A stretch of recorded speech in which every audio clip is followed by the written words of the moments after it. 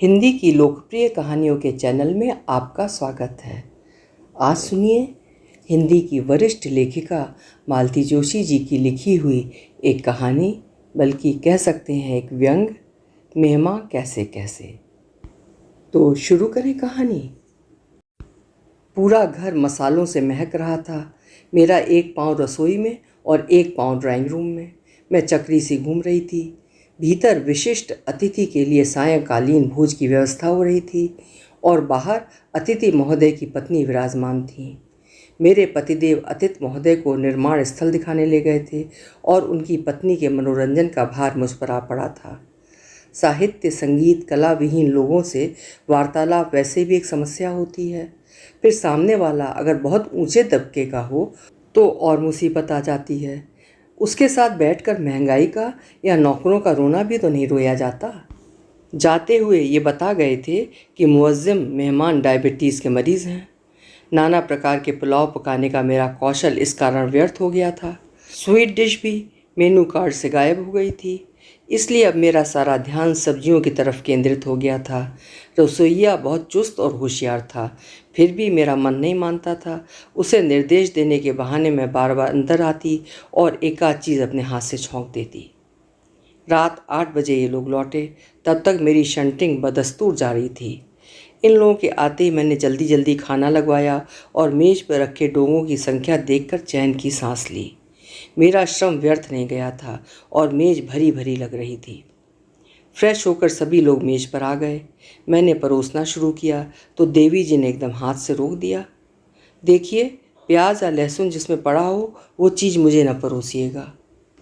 अरे, मेरे मुंह से निकला और मैं हताश होकर बैठी गई। परोसने का भार श्रीमान जी ने ले लिया और मैं मन ही मन उन चीज़ों की सूची बनाती रही जिनमें प्याज या लहसुन नहीं था। दाल, भिंडी की सब्जी, लौकी का रायता और बस चटनी तक में तो लहसुन था। आपने जरा सा इशारा भर कर दिया होता, मैंने मिमियाते हुए कहा। अरे तो क्या हुआ, आप लोग खाइए ना। इतना ताव आया, इतनी भाग दौड़ क्या मैंने अपने लिए की थी? शाम 5 बजे से मेरे पास बैठी थी, मसालों की महक उन तक भी पहुंची ही होगी, तो क्या जरा सी जबान नहीं हिला सकती थी? कुछ लोगों को दूसरे की फजीहत देखने में ही मज़ा आता है।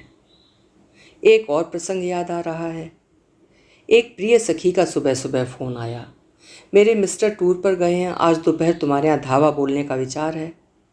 स्वागत है, मैंने कहा और तैयारी में जुट गई। ये देवी जी जब भी आईं पति के साथ आईं और अचानक ही आई हैं, इसलिए ना तो ढंग से स्वागत हो पाता था, ना बातें, चाय बिस्कुट या नमकीन से काम चलाना पड़ता था। आज उनका पहले से संदेशा आ जाने से मैं बड़ी प्रसन्न थी। सहेली जी पर अपनी पाक विद्या का रौब डालने के लिए मैंने फटाफट समोसों का सरंजाम कर डाला। सूजी के लड्डू भी बना के रख लिए। वे 3 बजे आईं। 4 बजे तक हम लोगों ने जी भर के गपशप की। फिर उन्हें एक पत्रिका पकड़ाकर मैंने रसोई घर का रुख किया। गैस पर एक और चाय चढ़ाकर दूसरी ओर कढ़ाई चढ़ा दी। समोसे बने रखे थे, बस तलना भर था। जब तक चाय बनी मैंने प्लेट भर के समोसे उतार लिए। जैसे ही मैंने वो लदी फदी ट्रे मेज पर रखी, सखी ने एक सीतकार की ध्वनि की और रूठने के अंदाज में बोली, तुम्हें आज ही फीस देनी थी। क्यों, क्या हुआ? आज तो हमारा फास्ट है यार, बैड लक। इतनी फेवरेट डिश है मेरी, पर खा नहीं पाऊंगी। आप फास्ट कब से करने लगी? आज से ही शुरू किया है। मदर इन लॉ पीछे पड़ गई थी, कह रही थी कि इनका शनि खराब चल रहा है, इसलिए 21 सैटरडेज हमें फास्ट करना होगा। मैं भागी भागी गई, दूसरी कढ़ाई गैस पर चढ़ाई और घी डालकर 4 साबूदाने के पापड़ तल कर ले आई। प्लेट की ओर देखकर वे बड़ी मासूमियत से बोली, इसमें तो नमक पड़ा होगा ना? सच, इतनी बदमज़ा चाय ज़िंदगी में कभी नहीं पी। बार बार कहने का मन हो रहा था कि जब आपने अत्यंत कृपावंत होकर अपने आगमन की सूचना दी थी तो अपने उपवास के बारे में भी एक शब्द कह देती। 21 की कौन कहे, पूरे 11 सैटरडेज भी वे नहीं निभा पाई, पर मेरा मूड और मेरी मेहनत तो मिट्टी कर ही दी थी उस दिन। एक अनुभव ठीक इसके विपरीत है। एक दूर दराज के रिश्तेदार एक दिन न्यू मार्केट में टकरा गए। हमारे भारतीय आदर्श ने जोर मारा और हम उन्हें उल्हाना देने लगे कि अपना घर होते हुए आप रेस्ट हाउस में क्यों रुके हैं, वगैरह वगैरह। हमारे दुर्भाग्य से दूसरे ही दिन किसी त्योहार की छुट्टी थी। हमने लगे हाथ उन्हें खाने का निमंत्रण दे डाला। वे बेचारे नानुकर करने लगे। बोले, अल्सर से पीड़ित हूँ, इन दोनों बहुत परहेज चल रहा है, आप नाहक परेशान होंगी। मुझसे पहले ही श्रीमान जी ने जवाब दिया, अरे इसमें परेशानी की क्या बात है, बल्कि ये तो और भी आसान काम है, बस परहेज वाली चीज़ें बता दीजिए।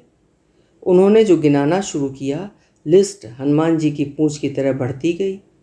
मैंने घबरा कर कहा, आप तो बस ये बात बता दीजिए कि खाएंगे क्या। फिर उन्होंने लौकी पालक जैसी कुछ सब्जियों के नाम गिनाए और ताकीद की कि पूड़ी नहीं फुलके खाएंगे, उसमें भी घी न लगा हो, तेल मिर्च गुड़ खटाई किसी चीज़ में न पड़े। हमने मन ही मन सब नोट कर लिया और दूसरे दिन वैसा ही आयोजन कर डाला। त्यौहार के दिन मीठा तो कुछ बनना ही था, तो लौकी का हलवा बना लिया।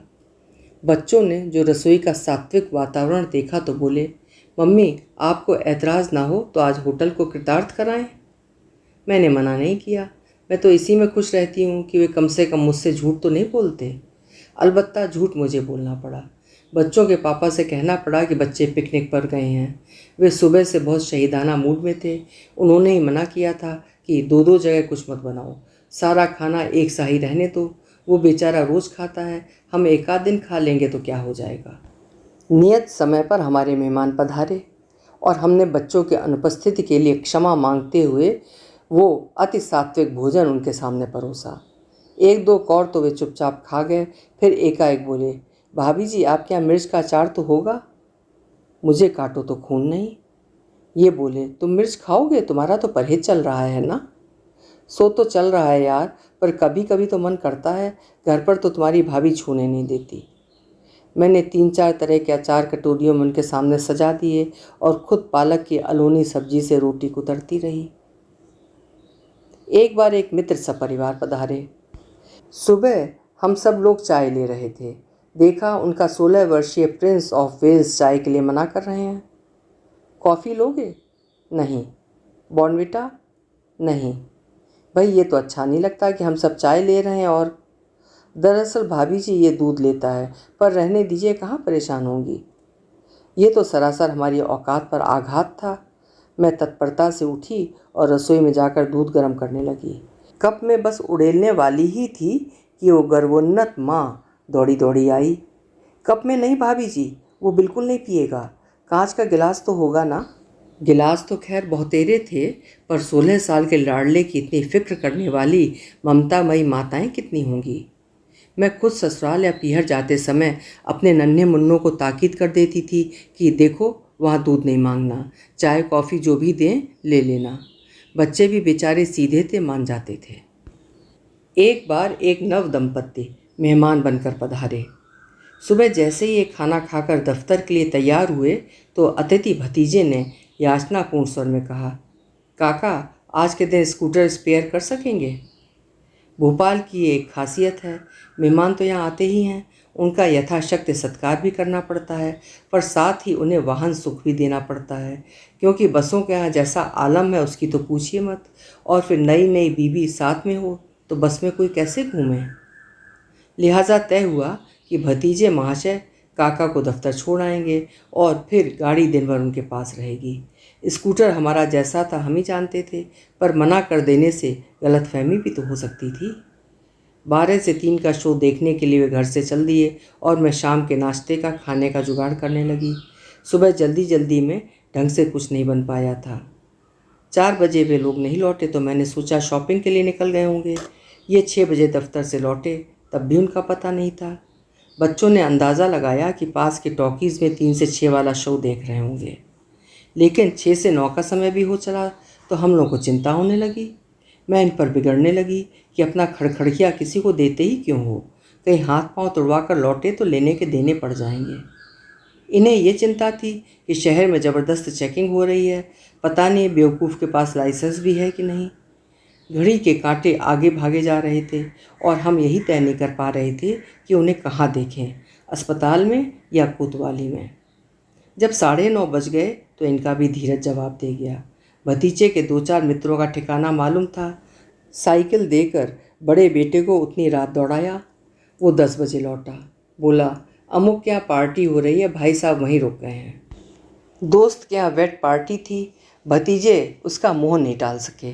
जानते थे काकी के यहाँ सिवा घास फूस के मिलता भी क्या है। मैं उन्हें दोष नहीं देती, खाने पीने की यही तो उम्र होती है, पर घर पर कहकर तो जा सकते थे। दिन भर खटकर मैंने ढेर सारी चीज़ें बना ली थीं। बेमन से किसी तरह हम लोगों ने खाना खाया। ढेर सा बच गया था। मई का महीना था, सुबह सब कुछ फेंकना ही था। अपने घर में फ्रिज का अभाव उस दिन बहुत अखरा था। गर्मियों में अक्सर मेहमान आ ही जाते हैं, कभी कभी तो ग्रुप्स में आते हैं।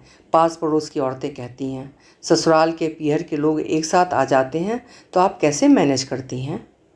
मुझे तो कोई कठिनाई नहीं होती, बल्कि मनोरंजन के भार से मुक्त हो जाती हूँ। वे लोग आपस में बोल बतियाकर समय बिता लेते हैं, मैं निश्चिंत होकर खान पान की व्यवस्था में लगी रहती हूँ। एक बार लेकिन मेरी परीक्षा की घड़ी आ गई थी। ससुराल पक्ष के एक बुजुर्ग वार्ग बीमारी से उठने के बाद आरोग्य लाभ करने मेरे यहाँ पधारे। उन्हीं दिनों मेरे दूर के रिश्ते के एक भाई सिर्फ आराम करने के लिए अवतरित हुए। भिन्न परिवारों की रुचियों के और भिन्न आयु वर्ग के उन दो प्रार्थियों ने मुझे हफ्ते भर में ही तारे दिखा दिए। बुजुर्गवार सुबह 5 बजे उठ बैठते, चाय पीकर घूमने जाते, लौटकर लस्सी पीते। वे नाश्ता नहीं करते थे, पर 10 से 11 बजे के बीच उन्हें भोजन अपेक्षित होता। दोपहर 3 बजे वे चाय लेते और शाम का भोजन संध्या बाती से पहले ही कर लेते। रात का खाना उन्हें हजम नहीं होता था। सोने से पहले आधा कप दूध जरूर लेते थे। मेरे लाडले भाई 8 बजे बिस्तर छोड़ते थे, फिर मज़े मज़े से मंजन आदि करके 9 बजे चाय पीते, फिर बच्चों के साथ घूमने निकल जाते, क्योंकि दोपहर में तो बाहर निकलने का प्रश्न ही नहीं उठता था। 11 साढ़े 11 बजे लौटकर नाश्ते की फरमाइश करते, फिर थोड़ा पेपर पढ़ते, गपशप करते और 1 डेढ़ बजे नहाने जाते। 2 से पहले वे थाली पर नहीं बैठते थे।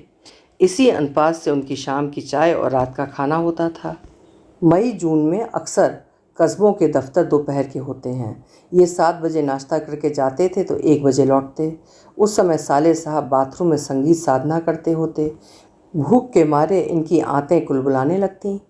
ये कहते, भाई घर लौटकर मैं जब्त नहीं कर सकता, ये जब नहा लिया करें तुम फ़ोन कर दिया करो, मैं ऑफिस में आधा पौन घंटा ज़्यादा बैठ लूँगा। अब ये हाल होता कि भैया नहाकर भी आ जाएं तो इनकी प्रतीक्षा करते रहो। उधर दफ्तर वाले अलग परेशान, जब तक साहब ना उठ जाएं वे लोग कैसे चले जाएं। बच्चों की बड़ी चांदी थी, जितनी बार नाश्ता या खाना लगता वे हाजिर हो जाते। उन्हें डांटना भी कठिन था। मेहमानों का संरक्षण जो प्राप्त था।